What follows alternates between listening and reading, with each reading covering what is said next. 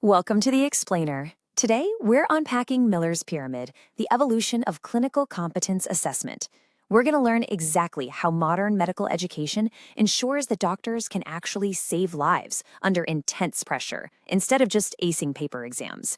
It's a seriously fascinating look into the mechanics of medical training. Let's get right into it. Just imagine this terrifying reality for a second. You've got a medical student who spends literally years in the library, right? They memorize every single biological pathway and they score absolutely perfectly on a written test about resuscitation. But what happens when an actual living patient goes into cardiac arrest right in front of them? The alarm blares, the room is total chaos, and suddenly they just freeze. The textbook knowledge is completely locked in their brain, but their hands simply won't move. And that terrifying scenario brings us to this simple but incredibly profound realization. Knowing is not the same as doing. This fundamental distinction was really championed back in 1990 by an American medical educator named George Miller. He looked around and observed a massive flaw in how doctors were being trained and evaluated. And, well, his resulting paper fundamentally revolutionized how we assess clinical competence worldwide. Section 1. The knowing versus doing problem, the flaw in pre-1990 medical exams. Okay, so let's dive into this. To really understand Miller's genius, we kind of have to look at that pre-1990 landscape. See, for decades, medical education relied almost entirely on written examinations. The whole system basically assumed that if you could explain a complex medical procedure on paper, you could magically just perform it in a high-stress hospital room.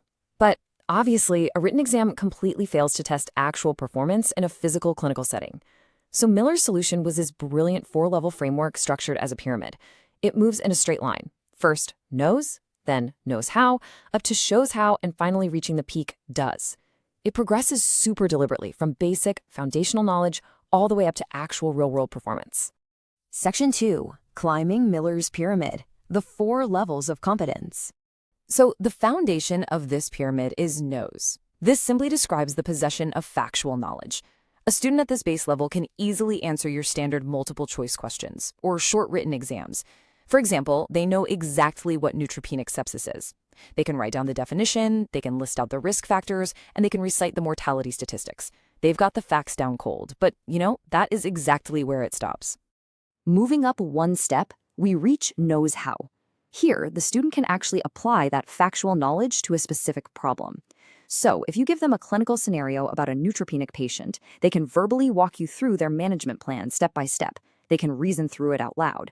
They know how to act, and they can prove it in an oral exam. But, and this is absolutely crucial, they haven't yet physically acted. And this brilliantly illustrates the major turning point in the pyramid, shows how. We are finally transitioning into action here. A student at this level doesn't just describe what they do, they physically show you. They're placed in a controlled setting like a clinical simulation or an objective structured clinical examination, which we usually call an OSCE. They role play or manage a simulated patient while being really closely observed. Finally, we hit the apex of the pyramid, does. This is the ultimate goal of all clinical education, for sure. This describes actual clinical performance in the sheer complexity and unpredictability of real practice. We're talking about a doctor performing competently with real patients under real conditions in a totally chaotic hospital environment. And we assess this through direct observation out in the workplace over a period of time. Section 3. Calibrating medical education, matching methods to competence. When Miller first published this, it literally sent shockwaves through medical education. It essentially forced medical schools to realize that by only testing the base level, they were churning out doctors who completely lacked proven practical skills. Educators have to calibrate their teaching, and they need to be radically honest about what they're actually achieving. Like, a 30-minute online lecture can realistically get a student to knows, or maybe knows how, but claiming that same online lecture is going to prepare a doctor to perform a complex physical procedure, that's a huge, dangerous design error. The learning outcome, the activity, and the assessment must all be perfectly calibrated to the exact same level of the pyramid. Section 4. Simulation and real results. The impact of shows how. Pushing for the top of Miller's pyramid is actively saving lives today. The whole shift from written exams to physical, observed action wasn't just some theoretical win. It translated directly to better patient survival rates.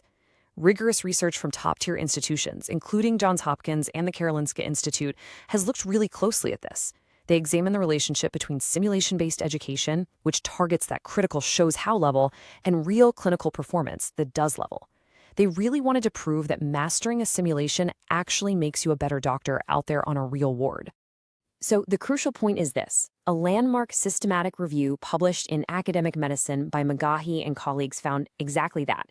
Simulation-based medical education, when combined with deliberate practice, is associated with genuinely superior patient outcomes compared to just traditional clinical training alone. This single finding has been a total game changer, driving massive global financial investment into high-tech simulation facilities in medical schools basically everywhere. Which brings all of this academic theory right into your reality. Next time you're sitting in a clinic or a hospital, look at your doctor and ask yourself, which level of the pyramid are they operating on? Thanks to George Miller, we now have a system designed to ensure that the person treating you isn't just reciting a textbook, but has actually proven they can take real action when it matters most. If you liked this, please share with friends and family, like and subscribe to help us keep doing these good videos for you. It takes time and energy. Thanks for checking out this explainer, and I'll catch you in the next one.